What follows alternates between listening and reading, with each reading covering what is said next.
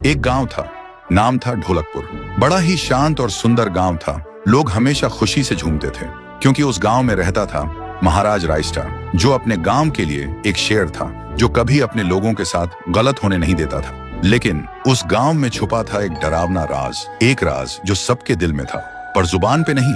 गांव के बीच एक सूखा हुआ पेड़ था जिसे लोग कहते थे श्रापित पेड़।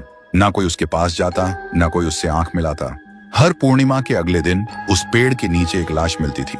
लोग कहते रात में कोई आता है और लाश छोड़ जाता है, लेकिन कभी किसी ने कुछ देखा नहीं और देखता भी कैसे। जो देखता वो अगले दिन पेड़ के नीचे होता था। एक दिन रायस्टार ने ठान लिया, बस अब और नहीं, इस राज का अंत मैं ही करूंगा, क्योंकि ढोलकपुर का नाम मिट्टी में मिल रहा था। फिर एक पूर्णिमा की रात रायस्टार चुपके से जाकर पेड़ के पास बैठ गया। रात के 2 बजे एक आवाज आई, थुंग थुंग थुंग थुंग थुंग थुंग थुंग थुंग थुंग सहूर। और फिर वो पेड़ भूत में बदल गया। वो भूत कुछ अजीब सा था, एक भयानक शैतानी हंसी वाला चेहरा, आंखें बड़ी बड़ी। वो पेड़ चल के एक घर के गेट को जोर जोर से खटखटाने लगता है। तभी एक आदमी डर के मारे आवाज सुन के बाहर निकलता है। वो भूत अपने लकड़ी जैसे हाथ से एक ऐसा थप्पड़ मारता कि उसकी सांस वहीं थम जाती है और उसी जगह उस लाश को ले जाता है और वापस फिर से पेड़ बन जाता था। देखते ही रायस्टार का दिल कांप जाता है, पर वो कुछ बोलता नहीं। सुबह लोग भीड़ में जमा हुए और रायस्टार ने पहली बार उस पेड़ से बात करने की कोशिश की। पेड़ के अंदर से एक आवाज निकली, क्या तुम सब भूल गए मुझे? रायस्टार बोलता है, तू कौन है?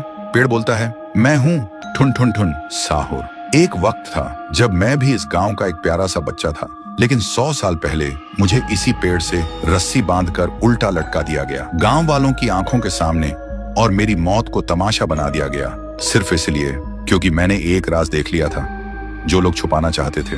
और उसी पल से मेरी रूह इस पेड़ से जुड़ गई। उस दिन से मैं इंसान नहीं, एक सज्जा बन गया और हर पूर्णिमा में एक राजदार को चुनता हूँ और फिर उसे उसकी खामोशी का हिसाब देता हूँ। रायस्टार बोलता है, लेकिन अब तो वो लोग मर चुके हैं ना जो तेरा कसूरवार थे। अब तू मासूम लोगों को क्यों मार रहा है? पेड़ कुछ देर चुप रहता है, फिर बोलता है, ठीक है, बस एक बार मुझे याद करो, एक दिया जला दो, फिर मैं कभी किसी को नहीं मारूंगा। फिर रात में सब लोग आते हैं, एक एक दिया जलाते हैं और तभी पेड़ अपने आप से आग पकड़ लेता है और आखिर में मुक्ति मिलती ठुन ठुन ठुन साहुर को।